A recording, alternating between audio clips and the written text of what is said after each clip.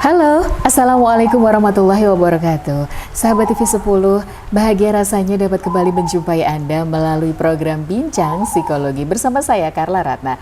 Kali ini Carla menyambangi psikolog kita di Padepokan Patrap, Surakarta milik beliau. Kita sapa dulu psikolog kita Bapak Setio Purwanto. Assalamualaikum Pak Setio. Waalaikumsalam. Sehat Pak? Alhamdulillah. Alhamdulillah. Nah, harapan kami juga sahabat TV 10 ini selalu sehat ya Pak. Oh, iya. Sehat fisiknya dan juga memiliki kesehatan mental yang baik. Betul. Nah, di mana kesehatan mental yang baik ini ditandai dengan kondisi ketika batin kita itu berada dalam keadaan tentram dan juga tenang ya Pak. Iya. Sehingga memungkinkan kita untuk menikmati kehidupan sehari-hari dan juga menghargai orang lain di sekitar kita. Wes. Kita juga mengundang Anda loh sahabat TV 10, silahkan yang mau curhat. Nah, ini bisa curhat bersama psikolog kita Bapak Setio Purwanto di nomor WhatsApp yang tertera di layar. Selain itu, siapa tahu Anda berkesempatan untuk mendapatkan konsultasi gratis. Jadi kita siapkan voucher konsultasi gratis ya Pak, untuk sahabat TV 10 yang beruntung nanti akan dihubungi oleh tim TV 10. Nah, nanti juga kita akan bahas curhatan Anda di program Bincang Psikologi. Baik, kali ini ada yang sudah juga bergabung bersama kita Pak. Nah, ini lewat WhatsApp menanyakan juga, kita tampilkan di layar. Malam Bapak Ibu, saya mau nanya, ketika mempunyai mertua, tapi mertua itu selalu sinis kepada menantu. Nah, bagaimana cara menantu menyikapinya? Memang tidak semua orang itu memiliki mertua yang baik dan penyayang ya Pak. Ada saja mertua yang bersikap mungkin tidak mengenakan atau bagaimana. Tapi ya ketika kita memasuki kehidupan rumah tangga, otomatis nggak cuma dapat anaknya aja, tapi juga dapat orang tuanya ya Pak. Sepaket ya otomatis itu. Baik, sebenarnya kalau dari sudut pandang psikologi ya Pak ya, seberapa penting sih menjaga hubungan baik dengan mertua, sebelum kita nanti menjawab pertanyaan yang di WhatsApp ya Pak? Untuk menjaga kesehatan mental, kan kadang-kadang kalau dengan mertua tuh tidak selalu ada yang rukun dan baik-baik saja, apalagi kalau tinggal serumah. Wah, iya. Iya. Ini banyak dialami, jadi apalagi kalau tinggal serumah gitu kan. Betul. Dan ini biasanya itu antara ibu dan mertua dan menantu perempuan. Ini memang ada ya Pak, problematika rumah tangga antara menantu dan mertua gitu ya. Iya. Karena kan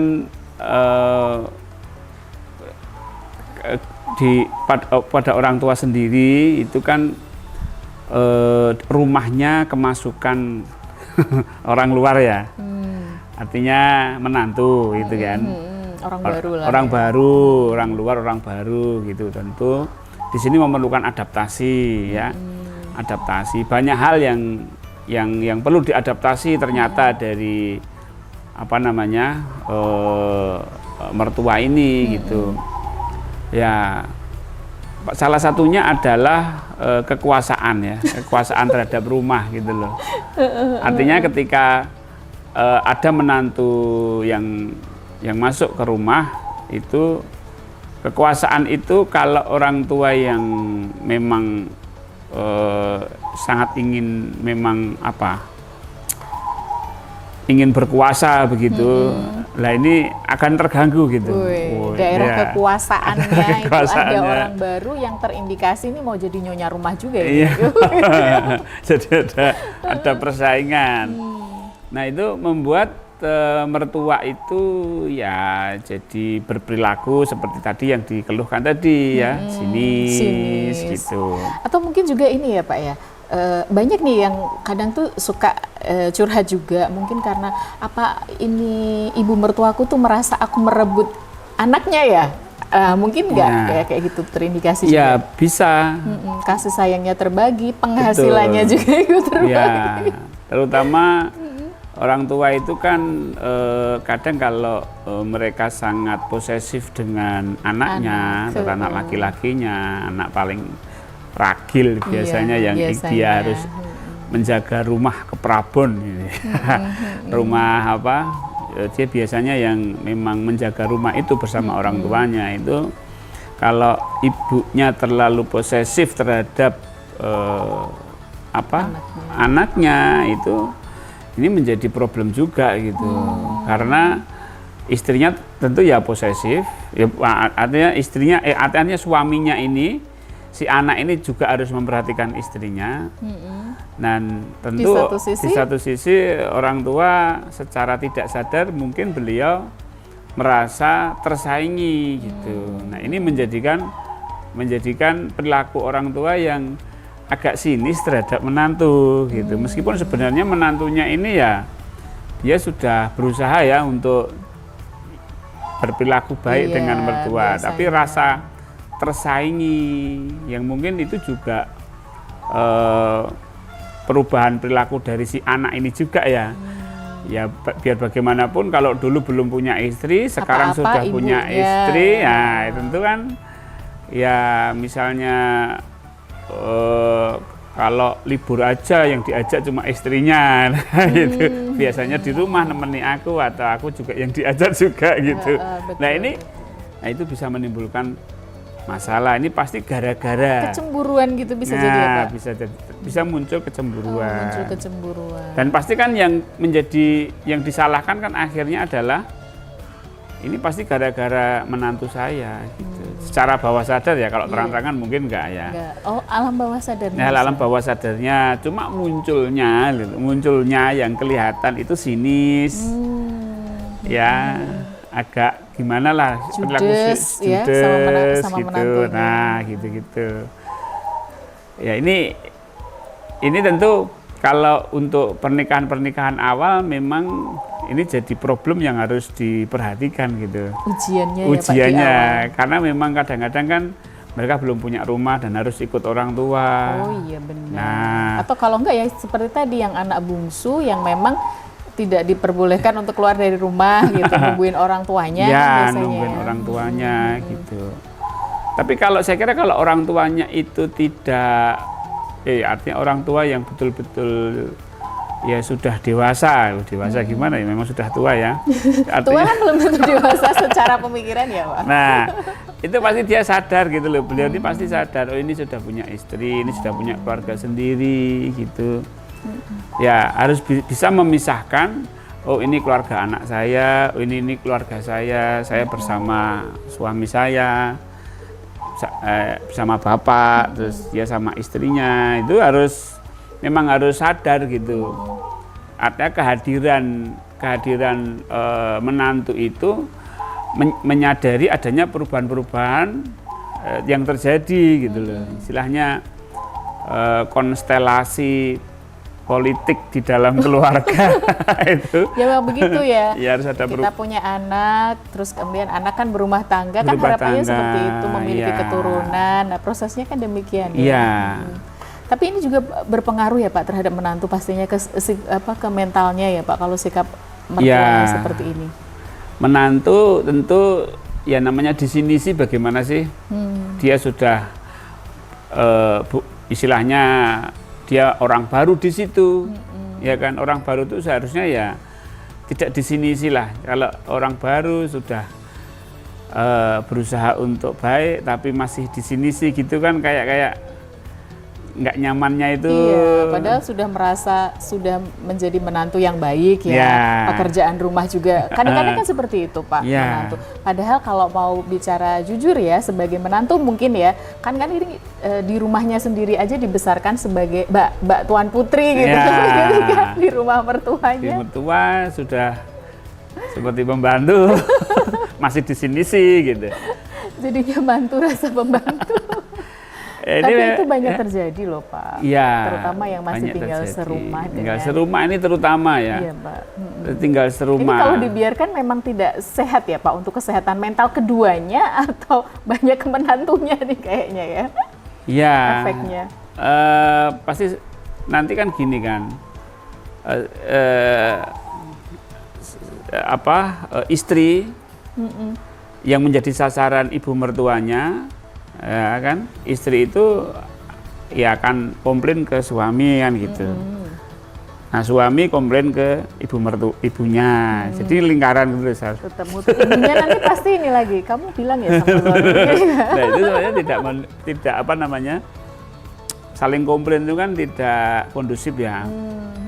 Ya, maka ada nanti beberapa hal yang harus dilakukan oleh menantu terutama gitu. Karena nggak mungkin merubah ibu mertua itu udah nggak mungkin lah. Karena ibu mertua itu paling ya usianya udah di atas 50 iya, betul. atau di atas 60 gitu loh, yang untuk dirubah itu susah. Terlebih kalau itu memang rumahnya beliau, nah ini sudah. Jadi menantunya nih yang harus. Menantunya yang harus berubah gitu. Ya kadang-kadang timbul permintaan istri ini tadi untuk, yes kita ngontrak aja lah jelek-jelek enggak apa-apa gitu.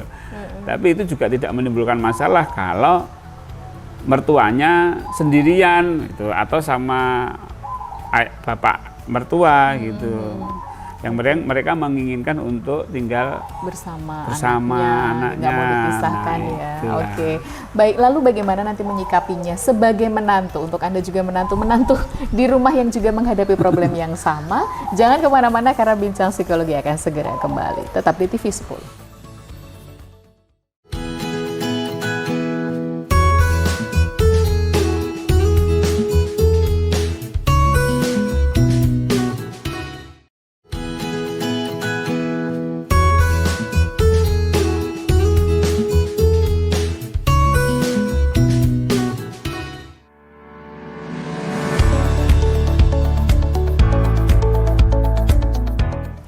Anda masih bersama Bincang Psikologi dari TV 10. Masih ada saya Carla Ratna dan juga Bapak Setio Purwanto. Jangan lupa kami ingatkan lagi, kami undang Anda untuk berpartisipasi dalam program ini. Boleh kok misalnya apa tema yang mau dibahas. Atau Anda mau curhat problem yang Anda hadapi, boleh kami tunggu di nomor WhatsApp yang tertera di layar. Silahkan, nanti kita bahas di episode yang akan datang. Dan malah kalau Anda beruntung, Anda bisa mendapatkan voucher konsultasi gratis. Jadi nanti bisa langsung ketemu dengan Pak Setio untuk konsultasi gratis. Baik Pak Setio, kita melanjutkan obrolan yang tadi Pak, yang tentang problematika rumah tangga, di mana sikap mertua kepada menantu, ini yang ditanyakan di WhatsApp tadi, ketika mempunyai mertua tapi mertua itu selalu sinis kepada menantu. Bagaimana cara menantu menyikapinya? Bagaimana ini Pak? Soalnya tiap hari ketemunya ini ya, mau gimana kok ya ini yang satu ya anaknya. Surganya di anaknya, sedangkan anaknya surganya di orang tuanya, di ibunya terutama, kan dilema juga ya Pak ya. Harus bagaimana menyikapinya? Bagaimana sih Pak harus bersikap? Karena ini tuh memang rata-rata kebanyakan ini yang mengalami itu banyak. Nah, siapa tahu bisa jadi pencerahan untuk para menantu di rumah untuk bisa bertahan. Bertahan menghadapi kenyataan mertua. Mertua ya. Kalau bahasa Jawanya tuh moro tuwa. Moro-moro wis tuwa. Nah, artinya apa? Udah lansia gitu loh, sudah tua gitu. Lansia itu atau orang tua itu punya karakter di mana ada unsur rigiditas, kekakuan. Kekakuan ini semakin tua akan semakin kaku gitu. Jadi terhadap perubahan-perubahan yang terjadi, proses adaptasinya itu tidak cepat gitu, tidak fleksibel gitu, namanya juga kaku ya. Nah ini kalau ada menantu baru, ada orang baru, itu cenderung beliau ini agak emosional karena kerajaannya terganggu gitu kan. Jangan-jangan nih mau merebut wilayah kekuasaan, teritorialnya.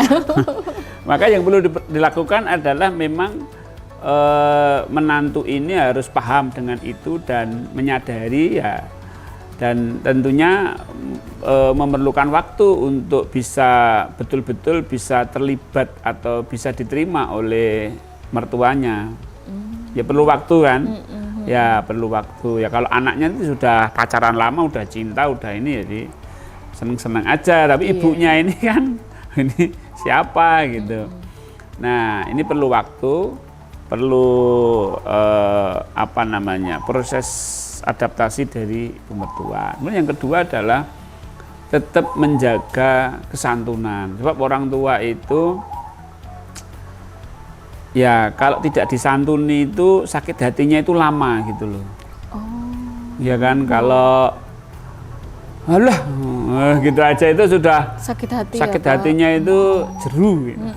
Betul. Ya, ini orang tua ini memang punya karakter mudah sakit hati. Jadi dijaga sebisa mungkin kesantunan, kesopanan. Tetap harus santun ya, meskipun Ya. sudah banget gitu ya. Ya. Dongkol banget kan Dongkol pasti banget, ya Pak. gitu ya. Ini gimana sih, aku ini salah apa? Aku ini kurang apa? Kan pasti seperti itu. Iya, sebab kalau sudah orang mertua sudah sinis itu perilaku apapun, sebaik apapun ya tetap salah ya. Tetap salah. Maka memang butuh waktu, kemudian tetap menjaga kesantunan. Karena semakin konfrontatif itu tidak menyelesaikan masalah, justru malah masalah tambah besar. Belum lagi kalau dibanding-bandingkan dengan menantu yang jauh ya Pak. Ya. Kenapa menantu biasanya yang dekat? gitu. Biasanya memang orang tua itu akan membandingkan dengan mereka yang tidak ada di Dekat. rumahnya gitu. Misalnya si A ini yang merawat, artinya yang menemani gitu. Walaupun sudah ini ya tetap orang tua itu akan membandingkan anak yang di sana, memprioritaskan anak yang di jauh. Betul. Gitu. Tapi kalau mau disuruh ikut ke sana ya nggak mau, aku pilih kamu. Wah, gitu ya. Kalau ada apa-apa tetap yang dekat juga. Ya, itulah dinamika orang tua ya. Kemudian cobalah cari ini ya. Orang tua itu pastilah punya satu kesukaan, kecocokan gitu loh. Misalnya masalah nonton TV lah ya. Misalnya mertua ini cocok dengan TV 10 gitu loh. Ya, mertuanya jangan pindah channel ya. Jangan pindah channel. Orang tua baru asik-asik nonton bincang psikologi, dipindah channel lain sinetron ya. Wah, ini mertua pasti nggak suka. Maka wah ini bincang psikologi bagus ya Bu ya, gitu kan. Gitu. Mencari tetap kecocokan. berusaha mendekatkan diri. Ya, mencari titik-titik kecocokan gitu loh. Mencari titik kecocokan. Apalah, banyaklah orang tua itu pastilah punya kecocokan gitu, atau dia cocoknya itu makan, atau cocoknya itu ayo kita main ke sana. Ya diajak aja main ke sana, atau makan, ayo ya makan ke sana gitu. Jadi apa ya? Berusaha untuk mencocokkan diri dengan Jadi menantu mertua. yang berusaha untuk beradaptasi ya Betul, Pak. Jangan beradaptasi. menuntut mertuanya yang Oh iya, makanya di sini juga diperlukan kedewasaan dari menantu gitu. Kalau menantunya udah egois, mertuanya ya sama, udah neraka nanti rumahnya kan. gitu ya. Ya lebih baik ya kontraan. Solusi paling Solusinya. Ya, jadi ada kesamaan positif. Kemudian juga sering ini ya, ngobrol lah ya. Kan di rumah ya jangan diem-dieman gitu loh. Udah sini sih Pak. Ya sinis itu kan sesinis-sinisnya orang. Kalau ditanya, Bu, sampun dahar dereng, Bu sudah makan belum? Ya sesinis-sinisnya kalau ditawari makan itu pasti ya sinis tapi seneng gitu loh. Oh. Udah ngapain tanya-tanya? Oh iya. Ya, cuma nanya aja, nggak beliin kok. Oh iya gitu ya, mencairkan suasana. Iya, mencairkan suasana, terus cair gitu kan. Ibu mau dibikinkan minum apa, kopi apa, teh, gitu kan. Mandinya mau pakai air hangat atau apa, gitu terus. Berusaha untuk melayani beliau. Gitu. Nah, kalau beliau ini sudah klik ya dengan menantunya, sudahlah, mau nanya nggak nanya itu mertua seneng gitu loh. Mau diajak nggak diajak itu mertua seneng gitu loh. Kan sudah klik gitu loh. Mau bangun pagi atau bangun siang itu sudah nggak masalah gitu loh. Karena dianggap ya anaknya sendiri ya Pak ya. Sudah bukan dianggap menantu lagi, tapi udah kayak anak sendiri. Nah itu loh, bagaimana menantu ini bisa menjadi anaknya sendiri gitu loh, bukan anak menantu gitu. Nah, Ibu pinter-pinter mengambil hatinya ya berarti. Betul sekali, pinter-pinter mengambil hatinya. Terus kemudian ini biasanya masalah rumah itu coba konsultasilah sama mertua. Bu, kalau aku mau beli sofa yang seperti ini bagaimana? Bu, kalau ini misalnya taman ini saya beri bunga yang seperti ini bagaimana? Nah, kalau mertuanya suka, oh ya beli anggrek yang jadi wah, semua harus seneng. dilibatkan ya, Dilibatkan. Pak. Itu bagaimanapun daerah kekuasaannya. Oh soalnya. iya, ada kekuasaan beliau ini yang betul. bangun rumah ini saya itu. Ya, walaupun nanti warisan ya tiba jatuh ke anaknya itu, tapi ini jaga hati orang tua ini tetap melibatkan. So, nanti jangan sampai juga terjadi konflik, nanti yang pusing ya suami, karena suami milih istri apa milih. Iya. Nah itu kan juga penting juga. Kamu pilih ibumu apa pilih aku? Ya, ujung-ujungnya jadinya seperti itu. Ya, itulah. Jadi yang namanya anak itu tetap anak lah ya, walaupun dia anak menantu ya tetap anak gitu loh. Bagaimana